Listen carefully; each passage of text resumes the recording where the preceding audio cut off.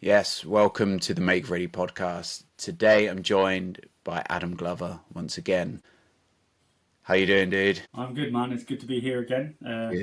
Very much a excitable part of my week, so yeah, really looking forward to chatting today. Good.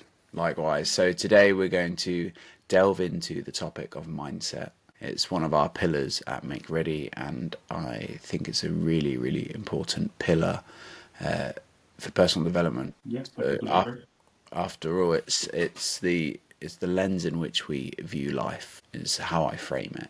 We can see on sort of Instagram, and it's very popular to say like mindset is everything. Yeah, Often with quotes on a background of a lion or an apex predator. yeah. I know when you talk about the dark, like it's just the head of a lion. And he's got the piercing blue eyes, and it's just like the words in the middle. Mindset is Yeah, yeah, everything. Like yeah, yeah. yes, Some epic like masculine quote, but it's important. It's a combination of our attitudes and beliefs. And when I speak to clients about this, it's how do you view life? How do you view situation? And the good thing is, it's something we can develop. yeah, completely agree. So, what's mindset for you, mate? How do you relate to that? So for me, I think so. And as you rightly said there, mindset has been hijacked in today's world by people trying to create clout on social media with the pictures of the lions and the overviews and dark stormy pictures and all that sort of stuff. Great. I don't think, for me, that's not personally what it is. Mindset is something that it's an acceptance of who I am as a human being to begin with, but also understanding that my levels of tolerance to life in general grow and draw back dependent on how I'm feeling. And that awareness of my own mindset, it's not a constant go. It's not like, oh, you will be on it all the time. There's a place and a time for everything in your mind. Like there's a moment to step back and go, let's just chill out. Let's not listen to noise. But there's also a moment to go, right, you need to bring it now. You need to bring it in this way for this exact thing.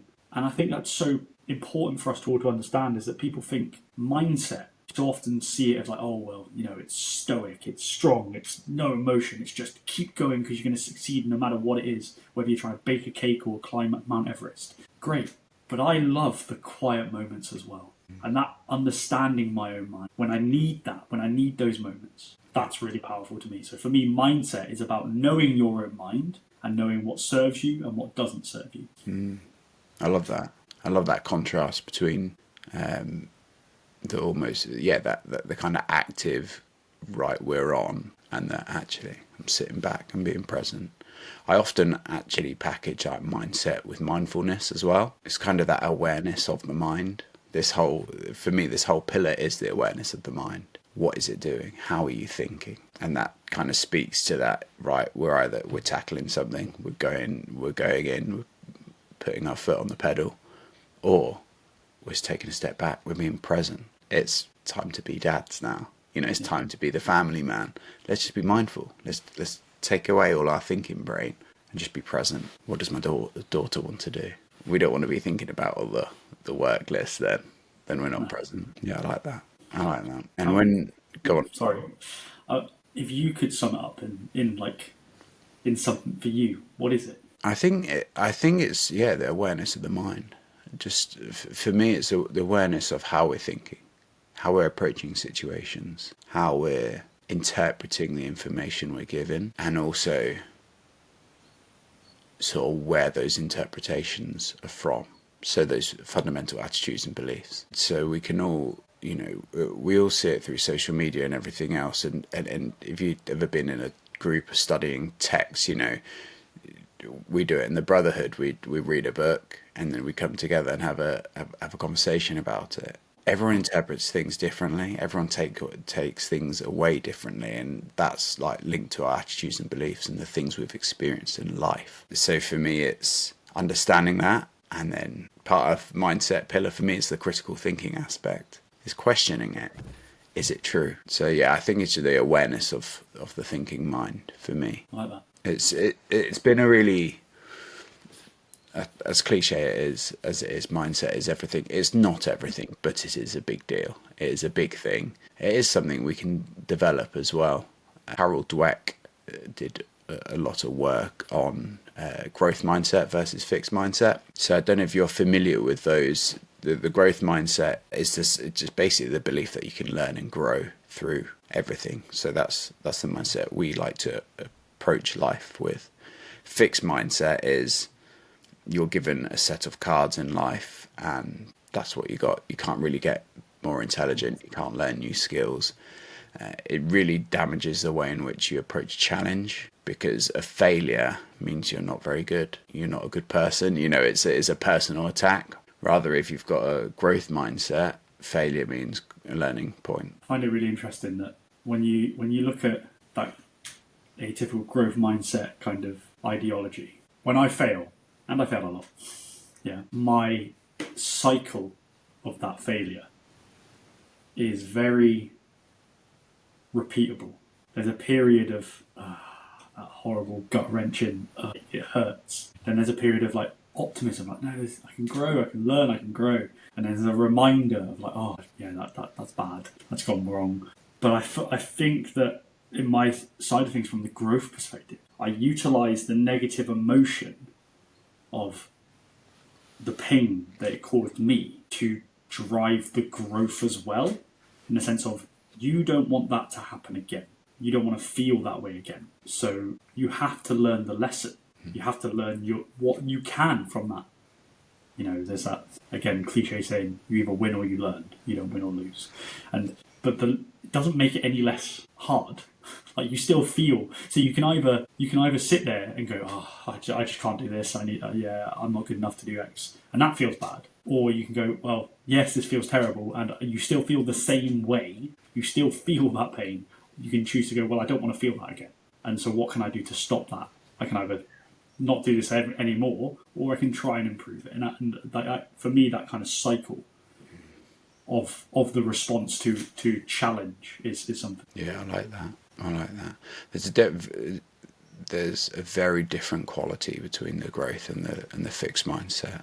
The growth is so much more positive and empowering, whereas the fix is a bit, it's negative, and it's kind of like that victim mentality. It's kind of like Eeyore. Oh, well, I'm just not good enough.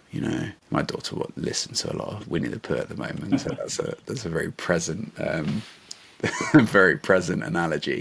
For me, that's very Eeyore, and it kind of doesn't take personal responsibility over your future and what you're capable of as a man. And that's interesting. That links to challenge, because I wrote some notes about, okay, what mindsets are important, or how does it impact us, and how I believe that we should be showing up as men.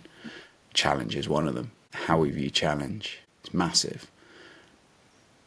I mentioned before we started recording, when I was fighting in MMA, I'd have mindset as everything on my back, because I really learned that through martial arts. Is you could be really good in the gym, and there were the guys I used to train with who were just, they're great fighters, and they'd throw the pro fighters around, but they either couldn't perform on like a live event, or just didn't want to. There was always like a mindset block, and we get it all the time. And I look at my own fights, I'm way better than I fought in the cage. I know I could be better than that, which kept me fighting to try and show how, my potential as a martial artist. And I never got to the point where I was like, I was really happy with that performance. And that's a part of the challenge. And that's me applying my growth mindset, being like, I can do better. And it's just interesting that, for me, that's where I really focused in on the mindset pillar, because it makes a huge difference as you approach. How do you approach, like in martial arts, how do you approach combat? How do you manage your emotions? How do you think? How do you deal with that crushing loss, or a close call on the decision card? Do you throw a wobbly, or do you right, do you know what? Actually, it's not the ref's fault. I did not do enough in that fight to prove I was in control of the fight. And I'd see a lot of men blame the ref, throw their toys out their pram. You see it now if you watch any of the big events. And yes, it's like, okay, maybe you should have won. if you were better, if you performed better, if you controlled the fight more, you would have won. It's interesting that when you see people's fixation on outside actors that are the cause of all the problem. Sorry, excuse me. The outside actors being the cause of all the problem, when in actual fact, you can very quickly say, why were you in that position in the first place? What do you mean? Well, because if you'd have executed, you wouldn't have been in that position. So ergo, is the issue not the outside actor, but is the issue your inability to execute the plan that you said you were going to do? And I think, and people talk about extreme ownership, right? And I'm sure people listening to this, or you as well, have listened to Jocko Willink talk about extreme ownership.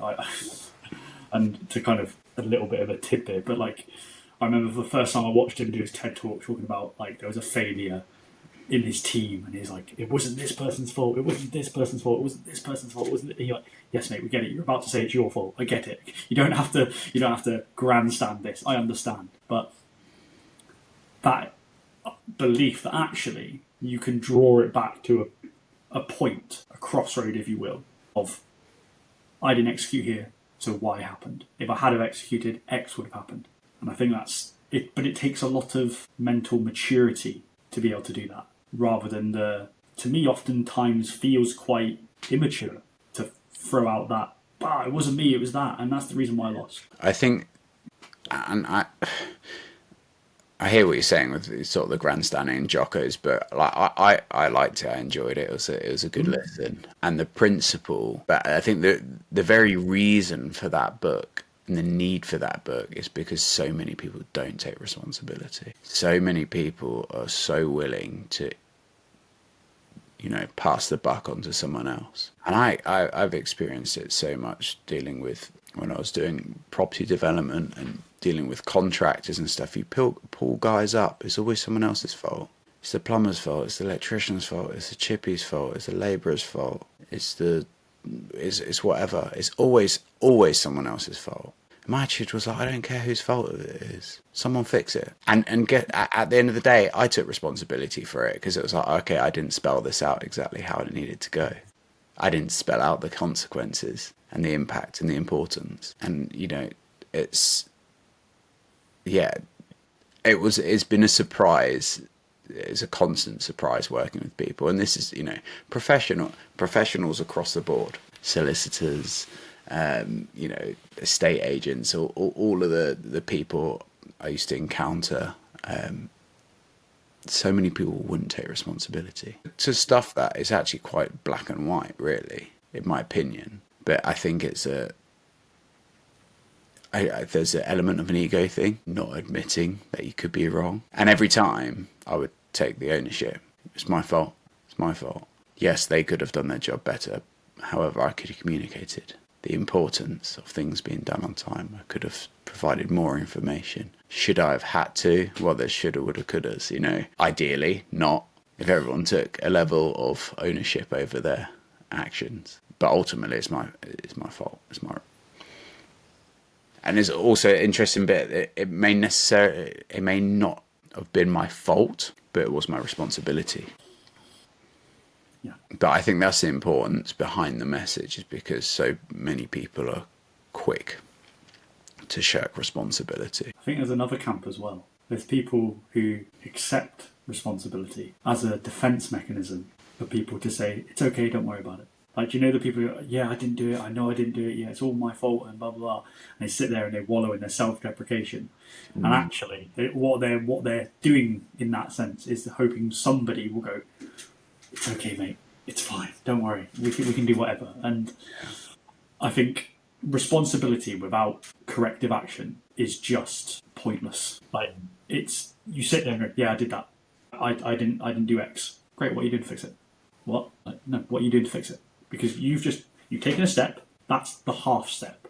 You now need to figure out what the corrective action so it doesn't happen again. And I think there's nuance to it, right? Because people go, yeah, no, I take ownership and I accept when I've done something wrong. Yeah, but you're doing it from a place of you want people to tell you you're great, and that's ego, not the actual purpose of ownership. Yeah, absolutely. What are you going to do about it next? What are the lessons? What's the gold from the sort of the challenge? when we go in and fail at something, what's the gold we're taking forward to make sure that next time we've got an increased chance of success? And it's interesting, like you're checking with in the Brotherhood this morning, and it's like, I'm going to do everything in my power so that come the end of the year, you can look back. It's like, yeah, I worked, I executed, and sort of success or fail, you know that you've taken responsibility for everything you could have done, which is a risk. That's a risk, right? Yeah. Because what are you going to do if it doesn't work out? That's going to be, that's the ego then. And I think that's why people don't take full responsibility or put in full effort. And I certainly can think of times in my life and situations where I've done that. I'm just going to keep this little stack of excuses to the side just so I don't get too crushed. Yeah. It's such a, and that's one of the most powerful things about the Brotherhood. It's one of the most powerful things about what we do from a mindset perspective. There's no calling out, oh, you said you would do this. It's, talk to me. What happened? This. Okay, cool. What are you going to do? Going to do this. Are you in a position where you're happy now? Probably not. Could probably have done something different. Can you rectify that? Yeah. So when you look at the mentality of it is a group of people growing forward, not holding each other to account from an ego perspective. Well, you said you'd do this and you haven't. Like, no, how can we grow forward? Because growing forward by the end of this year, and that's why we're calling it finish the year strong. How can we finish the year strong? Everything I've said today in that check-in is got nothing to do with outside actors. Nothing. It is all about what can I do to finish the year strong. There's no, I'm going to be this body weight. There's no, I'm going to be this muscle mass. That's outside actors. You can't affect that. You can't guarantee that. You can try your best to affect it through your action. And that's that mindset piece, I think, is that what are you actually going to do regardless of outcome? Yeah. It's important. It's powerful. I think with the Brotherhood, you're also with a group of men who have predominantly a growth mindset. What Carol talks about in her book about false growth mindset as well, which is really interesting. And I'll be like, oh yeah, I do that. It's when you kid yourself into thinking you've got a growth mindset, but actually you've got a fixed mindset. And I think there's like technology, like doing this podcast and like everything to building the platform that is what it is. It's been a big growth edge for me because tech has been this like, oh, I'm not very good at that. And I'm like, oh no, that's a fixed mindset. So it's been really having to, how can I approach a growth mindset? And sometimes I'm like, yeah, I got a growth mindset. And then as soon as I get a challenge or can't do something, oh, man, I'm not good at this. I'm like, aha, there's the fixed mindset, Daniel. But generally, we're surrounded by men who want to have a growth mindset and who are at least applying that to as an overall to personal development. We all fundamentally have a belief that we can all improve and we can all rise to challenge. Completely agree. And men like challenge. And it's also it's about taking responsibility as well. And there is a different quality between a growth and like this positive growth mindset towards a fixed, more negative, because the difference is responsibility, and the difference is how you respond to the failures of, are you going to be an Eeyore and just be basically throw a pity party and want to pat on the back, there, it's okay? Or are you going to approach it, be like, right, failed, how can I not fail next time? And that's what the benefit of having a brotherhood and a group of peers is, be like, men, I need your support, I failed. Then you can have people, coaches like us, asking, why did you fail? And really, really checking in on that, questioning. I think it's so, the power of what the group brings. Yes, we are the coaches and we provide guidance and assistance in our areas of expertise. I see the sprinkles of every man in that brotherhood across everybody's messages. When I read a message from somebody, I'm like, well, that's not just you. I can hear the words of another man because it's being absorbed, it's being taken in, and that leads into that.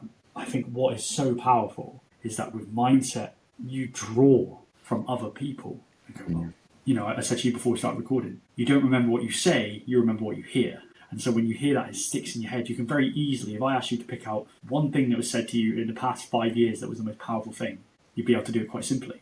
But if I were to say to you, tell me the most powerful thing you've said in the past 5 years, it would be a bit harder because you'd be like, well, can you really remember? So when I see that kind of across the board, and I see the sprinkles of other men's language or their support, it's just the mindset becomes much more about acceptance, but building forward. Of like, okay, we said this, and that's great and fantastic, great to own up to that. That's awesome. It's awesome to see you take responsibility here and be vulnerable in that, and not vulnerable from a state of a pity party like Eeyore.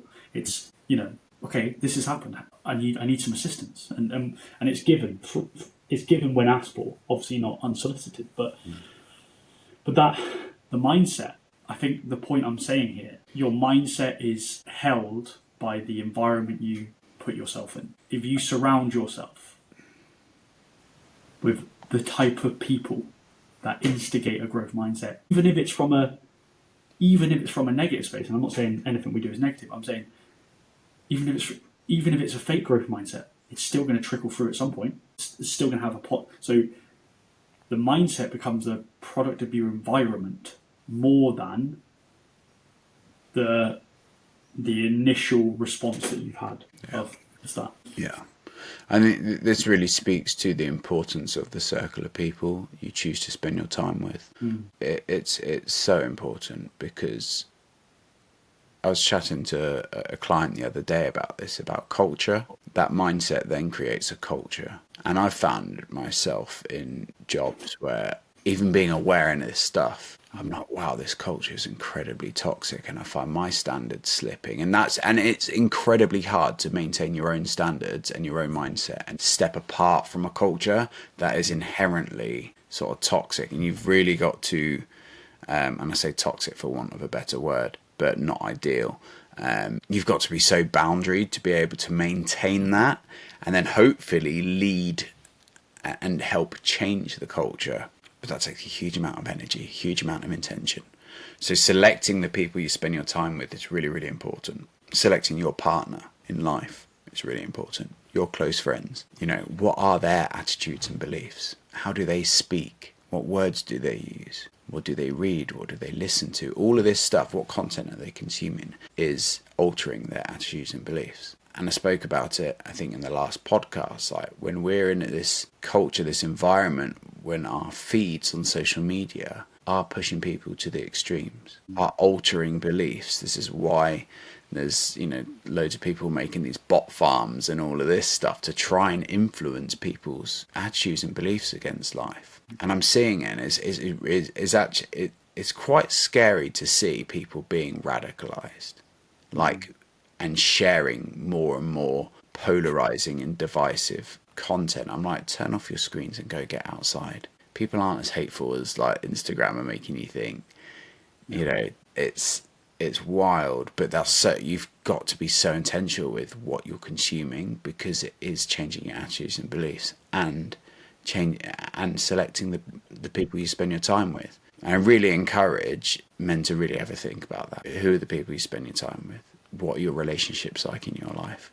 If you can find a group of men to spend time with who are going to positively impact you, do it. Come and join the brotherhood. And if it's not our brotherhood, if for whatever reason we're not the one for you, go find another one. But make sure that these men are going to be honest with you. And I want you to learn and grow for you, not for them, not for their egos, not to alter their agenda, to be part of whatever they think and everything. Just make sure that they're trying to help you be the best man you can be, and creating that positive atmosphere. Exactly. I think talking about, culture I've worked in numerous teams, been part of numerous environments, as have you. Culture's the one thing. I've seen high performers, elite level high performers, be completely undone by a poor culture, where the output of that person or that team or that whatever it may be has been completely destroyed by a negative and toxic culture. Even though I know individually, I take every single one of those people and they are some of the best people I've ever worked with. And I sit there and I go, oh, the power of bad culture, the power of a bad environment destroys everything. So if that's the case, what is the power of a good culture? What is the power of a good environment?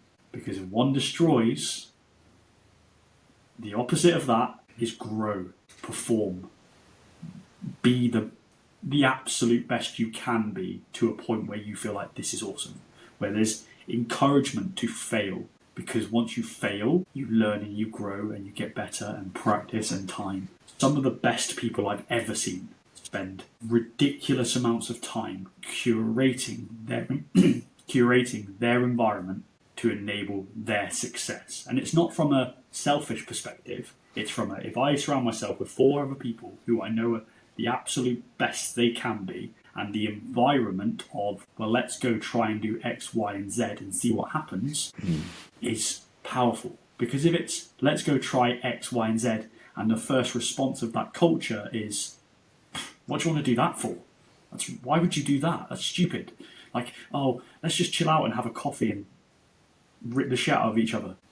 I've seen it my entire adult life, and I draw myself away from that and towards an environment of like growth and power and positivity, of growing in a right way. One of the reasons why I'm now doing what I'm doing and not what I did previously.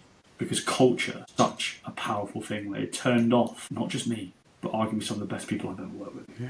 And the organisation suffers. Yeah, that's powerful. I think we need to be able to control the controllables. That's what we talk about, don't we? A lot. What can you control? And being able to analyse and create a environment in which mindset of a positive growth mindset, that you want to be around people with that cup half full as opposed to half empty, people who want you to be the best you can be. Because so much of, whether it's the habits that we pick up and implement, it's all environment. So much of it's environmental. That's our digital environment as well as our physical. So if we can surround ourselves with the right people, that's going to put us off in a good stead and consume the right content. I've changed a lot of the content that I consume purely to change my mindset around things. Even from like the movies I watch, if I ever watch a movie, it's like, there's that sort of want. I like revenge thrillers, and I'm actually like, it's just not, it doesn't put me in a positive mindset. It doesn't. Like, revenge is not really a good quality to be like really channeling and feeding your subconscious. So, and I know it's like a silly example, but the music I listen to. What type of music are you listening to? That this is all powerful stuff, and that I think it feeds our subconscious brain. And I think we should be intentional. Again, what's mindset to me? It's like the intention, the awareness of what we're thinking, and bringing that sort of the critical thinking aspect to it, and questioning these attitudes and beliefs. If stuff rubs up against us, but like, oh, that's interesting. Why is that? Oh, it's because I believe this. Well, okay, cool. Is that true? Where have I got that belief from? Is it time to change it, or are we happy with that? Actually, that's a well-considered belief system. The critical thinking aspect. When it comes to critical thinking, I think people go too far down the rabbit hole, or not far enough. Yeah. Like, there is no in between. You're either not doing it at all, and you're chimp paradox, like just reacting, or you're going so far down the rabbit hole that it's paralysis for analysis, and you end up in this space. So you're either 100% into, oh, how does that make me feel? Like, I can't move. Well, I can't do that because I need to think about it. Or I'm not even thinking, and I'm. We call it flash to bang from my old career. Like how quickly is that? Like, how quick is that? And if you're reacting like that, either way, you're not winning at the purpose of what critical thinking should be. Critical thinking should be, take a pause. Why am I feeling that way? Okay, now move forward. If you can identify consistent behaviours and consistent reactions, for me, that's the time to say, I need to unpack this a bit better. Because if I'm seeing this again and again and again, we had this conversation before we start recording. Food. Are you reacting that way because of laziness, or is there a stress response because you react then. And these things, it's a consistent thing that's happened. So why? That's, for me, that's the trigger for deeper thought. A pause, a breath, take a moment and go, okay, why am I feeling that way? Carry on. And it's the repetition of that, is that if you can repeat that and train it, because I think that can be trained. It's like the nervous system reaction. You know, people talk about Huberman and his the double breath in to activate the parasympathetic nervous system and all that good stuff. It's a trainable thing. So if you can train yourself to pause and go, and it gives you that circuit break of not reacting out of reaction. I'm taking a moment, feeling that way. Let's go. Yeah. What's come out for me there is that there's a crossover there between the mindset and the critical thinking, and what we'll be discussing when we unpack the emotional intelligence is the self-awareness and self-regulation. Is that pause between the thing and your are you going to react or respond? And that's down to that breath. And then the mindset element, the critical thinking is like asking the questions. It's like having the self-awareness to be like, oh, I'm emotionally triggered here. Breathe. Then what's the thought process behind it? What am I going to do in that? It's when people can't put the circuit breaker of the breath in, can't put the circuit breaker of I'm feeling emotions. It goes straight without thinking to responding. That's when there's like a lack of self-regulation and self-awareness. But if we can have the habits, going back to the habit of not responding, like not reacting, as a matter of course, that consideration goes into a social skill thing. How we communicate. Can we just breathe? Do we have to be? It's quite. You see people in debates and stuff, they fire off really quickly, stuff like that, and arguments and stuff. It's like, cool, let's not get dragged into that, can we? We don't have to respond straight away. We can take a breath, and in that breath, your mind can be critically thinking. It can be going, cool, what's going on here? And also, like when we're consuming social media and everything, and the news, we've got to think, like, what's going on here? What's going on in the world? Who's posting this? Where's it been posted from? What's the play? Is there a narrative here? And again, like your extremes, you can get to the completely like skeptical, nothing is true, to believing everything. And the space in between is the critical thinking, right? And quite often with so much stuff, it's like learning enough. And for me, it's always a balance between like, okay, what deserves or requires a response and my opinion, or can I pull I reserve the right not to have an opinion here, which I think more people should do. It's a really good card that I think people really need to practice exercising. Yeah, you don't need to have an opinion. I have been in the past couple of weeks multiple conversations where I've been asked for my opinion on something, and I go, not my bag. I don't know enough about it right now. I don't want to give a knee-jerk response of trying to make something up. I'm not going to give an opinion here. And they go, well, how can you not care? It's like, no. It's not that I don't care. It's actually that I care about what I say and the impact of my words. So I'm not going to go in half-cocked. I need to, if I'm going to do this, if I'm going to look at it, I'll go into it and say, form an opinion that is probably going to give me, it's not me just reacting off of one thing one person said. It's like, okay, what can I go away and understand? And do you know what? Of those things, very few I go and unpack, because I realise that it's just an environment thing in that moment.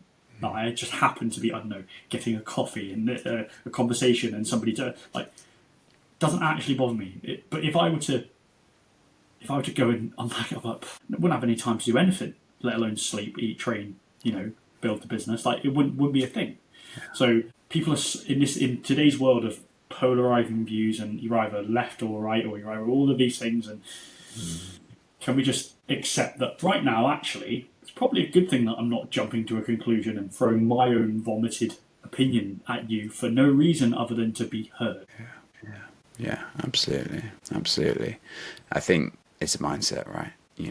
And this is it. It comes down to your attitude, beliefs. Are you that tied to your opinion? I have opinions that I hold loosely because I'm quite accepting that I could be wrong. I actually quite like verbalizing things and talking things through, mainly so I can sift out the stuff that doesn't make sense. You know, in a conversation, that's where I like having a safe space or someone who's challenging and will kick back and challenge things, but it's a space where we can explore. But those people who are able to do that, because I have a couple of people in my life that I can do that with, and they actually come from probably the different end from me. And we have these awesome conversations where you get to really think things through. I'm like, yeah, I didn't think about it that way.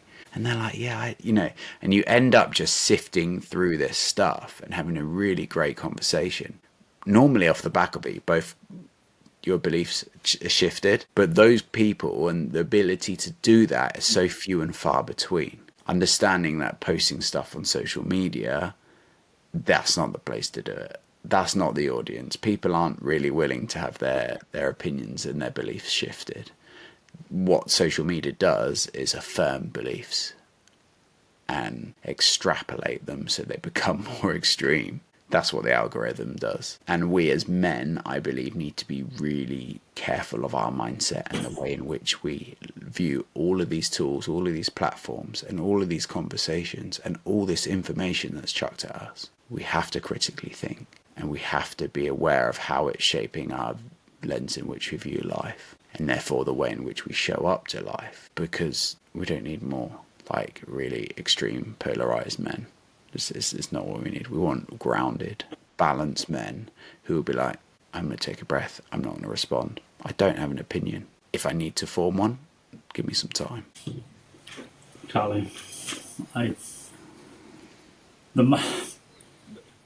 think when it comes to mindset and mentality, people drastically underestimate just how much you will willingly look for things that confirm your own beliefs, rather than can you be challenged, can you think about it. But like you said, people are no longer going on social media to be educated or to look. They're going on to be entertained within the realm of the sphere that they're operating in.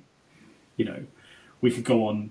You could go on and type one topic and start looking at that topic, and before you know, that topic becomes all you're seeing, and then the expansion of that topic becomes more and more extreme or more and more prevalent, and then you're going deeper and deeper into that one thing, all because you're looking for that confirmation of the thing you already think. And the mindset piece of knowing your own mind, to paraphrase Aurelius, right? To know your own mind is the most powerful thing you can do. Is to and not to know it perfectly. I'm not saying, you must be completely all over it. You must be completely zen and understand everything about you. No, but the attempt, the pursuit of it, will move you further along than just blindly following the thing that you're seeing and accepting that as truth. Regurgitating information that you've heard and accept it as truth. Yeah. Can you hear the cockerel in the background? I can hear the cockerel. Great. Wants to be on the podcast. Just checking it's going to be on the podcast. That's important. Yeah. It's fun. Hey, we need to have with guests cockerel. Yeah, it's real life. It's real life. I agree.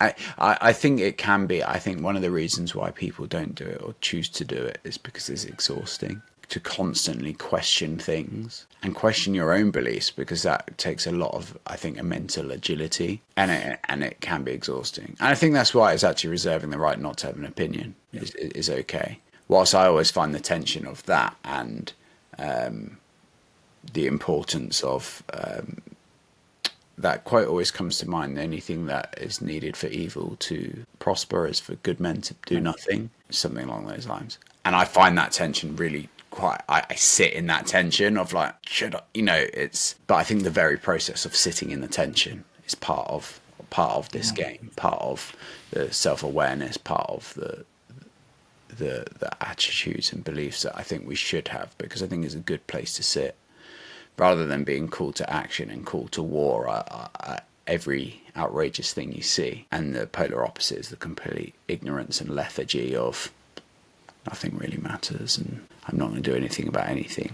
I think that tension in the middle is where we sit as good men trying to navigate this world. And part of that is being a man in the arena. Do you know? I want to share this, because I think this really encompasses our mindset as a sort of brand, as a movement, as a brotherhood. It's interesting that it came up for both of us. I mean, you've got it tattooed on you, which is it's interesting that bringing you in, and that came up as that shared quote that is like, that's the one. So would you care to share it for the listeners? Yeah, absolutely. And I think, so for those who don't know, the man in the arena is a passage created by Theodore Roosevelt, American president. And for those who've watched the Night of the Museum movies, the Robert Williams character, just if anybody's not on the same page. But yeah, and I have it tattooed on my arm, and it's so I'll read you out the quote verbatim, just so I don't get it wrong, because I can do it off the top of my head, but very often I get a little bit off with the words. So the quote is, "It's not the critic who counts, not the man who points out how the strong man stumbles, or where the doer of deeds could have done them better. The credit belongs to the man who is actually in the arena, whose face is marred by dust and sweat and blood, who strives valiantly, who errs, who comes short again and again, because there is no effort without error and shortcut, but who does actually strive to do the deeds, who knows great enthusiasms, the great devotions, who spends himself in a worthy cause, who at best knows, in the end, the triumph of high achievement, or at worst, if he fails, at least he fails whilst daring greatly, so that his place will never be with those cold and timid souls who neither know victory nor defeat." Thank you, man. That means everything to me. That passage is telling me how to live my life. Is that it doesn't matter where I'm being viewed, whether I'm being judged, whether I'm being whatever it is. All that matters is that every day I give the best I have to give that day, and I at least try. Because regardless of whether I fail or not, if I fail, I'll fail with my face down in the mud and going, well, okay, I tried everything, I gave it all I got. The success isn't the win. It's not. It's that quote. It's that passage. If I can live by that at the end of this, or whatever happens, at least I know I've done what I set out to do. Yeah, powerful. I agree. I've always said that. I want to be a man that's looked back and be like, I tried. I may not have been good enough, or it may not have succeeded, but that's okay, because I'm out there trying. And applying that to all areas of your life, I think, is going to help stay the inner critic, stay the voices, stay those negative comments you may get along the way. It's fine. I'm a man in the arena. I'm fighting. And I prefer to be in the fight than too scared, too timid. Play it safe. So thank you for sharing that, dude. I think that's a good place to finish this episode on. Thank you, dude. And of course, a call to action to our listeners. Guys, please share this episode with another man who you think will enjoy it. Please like, subscribe. I don't know what the things are, but you do. Do the things to help us grow the podcast. And if you're interested in this mindset, this culture, this movement we're creating with Make Ready, contact us on Instagram or through the website makereadymen.com. Come join us. Join this movement. Join these men as we each do our best to better ourselves. Thank you for listening. Until next time.